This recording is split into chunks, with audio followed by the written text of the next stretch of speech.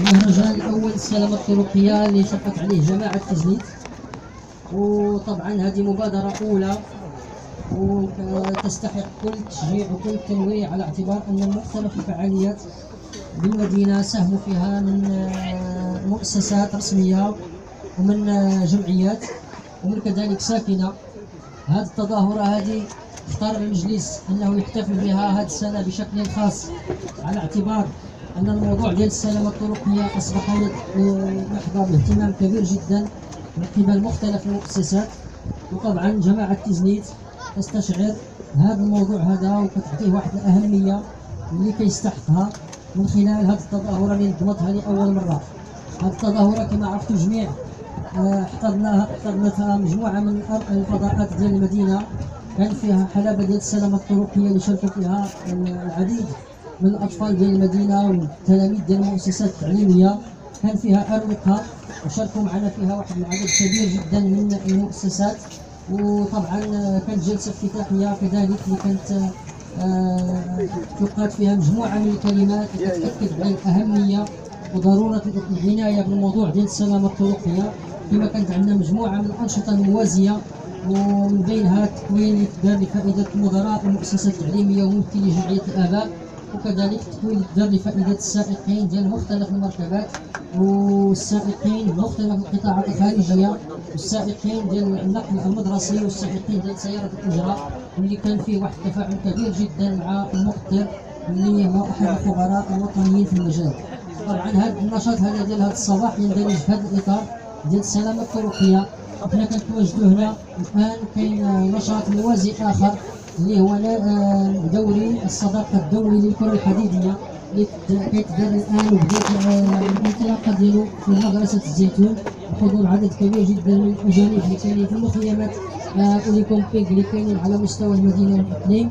والمجلس مختلف هذه الانشطه هذو يرمي بالطبع الى ترسيخ ثقافه السلامه الطرقيه والثقافه المروريه في صفوف الناشئه اللي شاركت معنا سواء في ساحه المشوار ولا هذا الصباح هذا بكثافه.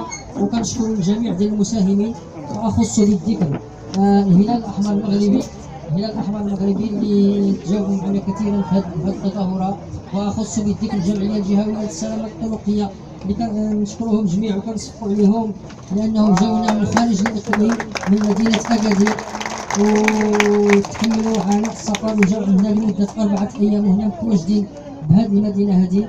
كما كنشكروا المدرسه الوطنيه للعلوم التطبيقيه كذلك باكادير اللي هما كذلك ساهموا معنا طيله 4 ايام. وكنشكروا كذلك الكشفيه الحسنيه المغربيه، وكنشكروا كذلك منتدى الابداع والتواصل ونادي الرجاء للدراجات ونادي كرة الحديدية ونادي امل تيزنيت للدراجات ومختلف الفعاليات. نتمنى ما نكون نسيت واحد مختلف الفعاليات اللي ساهمت في اخراج هذه التظاهرة هذه وهذا المهرجان في هذه الحلة التي ترون. نتمنى ان هذه تكون مبادرة تأسيسية، ونتمنى النسخة الثانية ان شاء الله ان تكون في احسن حلة. ونتمنى كذلك ان هذا الموضوع ديال السلامة الطرقية ما يبقاش مرتبط بواحد المناسبة اللي هي موسمية، واحد المناسبة ديال 18 فبراير ونمشيو وننساو هذا الموضوع ديال السلامة الطرقية. ولكن الجماعة كنقول لكم وكنأكد لكم بأنها هذا الموضوع هذا موضوع ديال التدبير اليومي، وكتفكر فيه من خلال اللجان ديال السير والجولان اللي كيحضروا فيها مختلف المؤسسات الأمنية مشكورين.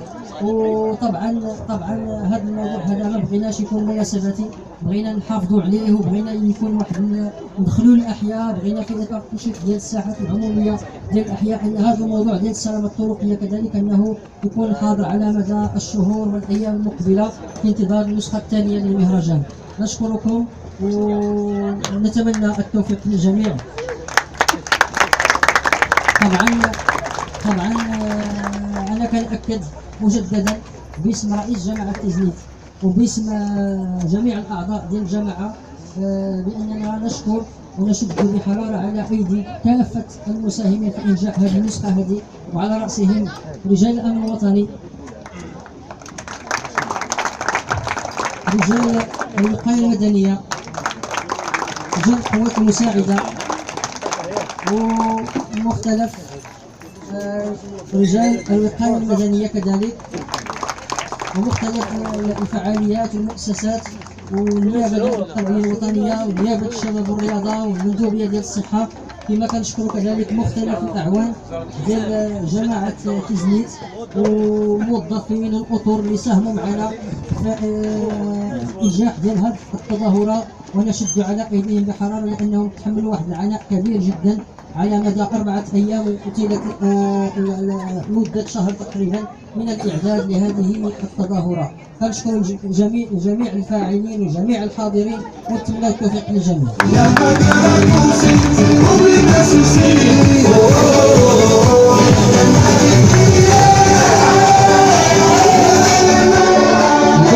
شكرا لرئاسة المجلس بنيابة، شكرا لكل كما قال سي شيخ